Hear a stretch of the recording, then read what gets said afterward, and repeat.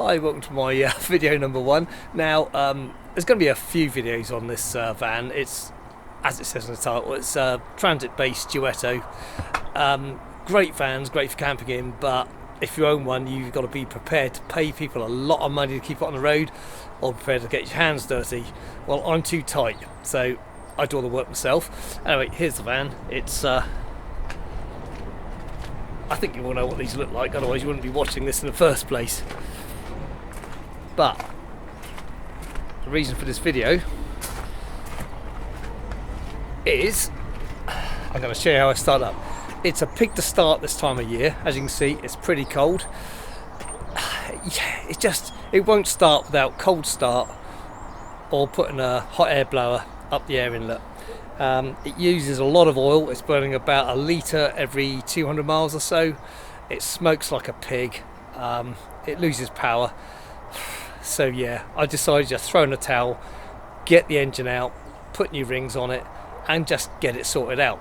So this video number one is just going to show you how I have to start it, and hopefully I'll get the camera around the back and show you how much it smokes, and we'll move on from there. Okay, well, as you can see, I've already started to take all the front panelling off to get the engine out, because I want to replace both the piston rings, well, all the piston rings, and both front and rear crankshaft oil seals, because it does drip. So I'm just going to go the whole hog.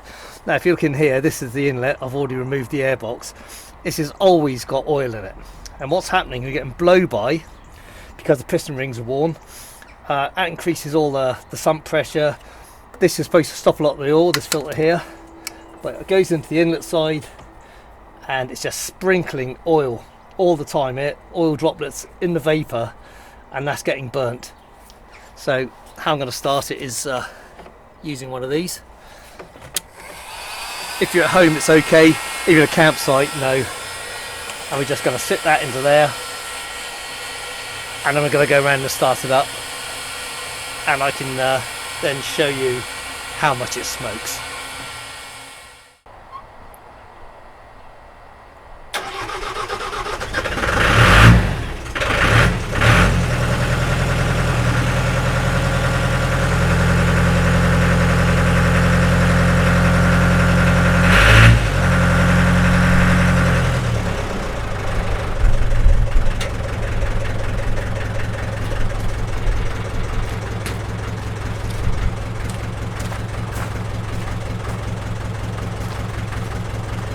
As you can see, yeah, quite a lot of smoke.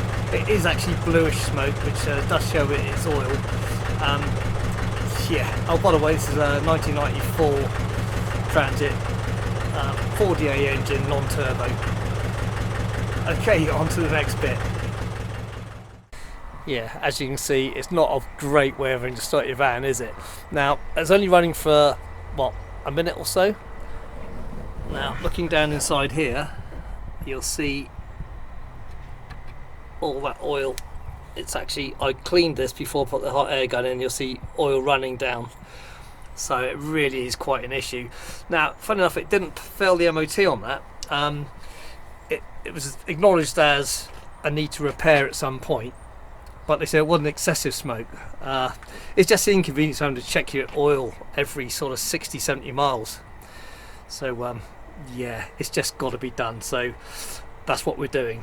Incidentally, it did fail on the brakes on the rear. It was out of balance, and so down inside there you'll see a gap, which is down in here, and it was basically the ABS unit. It was blocking up on one side, so uneven pressure across the axle.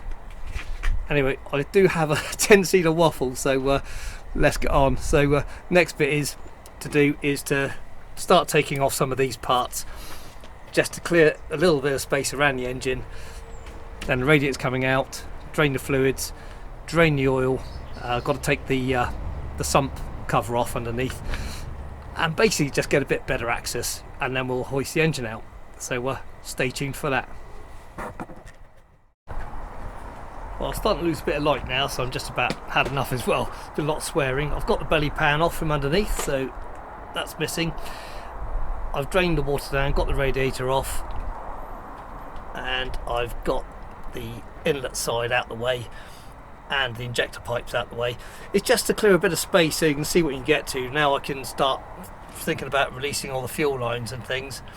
I've got to take the alternator off, which is there, in there, and apparently you've got to drop the starter motor off as well, because that obviously links through to the gearbox. So I'm not planning on taking the engine out with the gearbox, but I probably will be replacing the clutch. So we'll see how that goes. Okay, until next time. Thanks very much.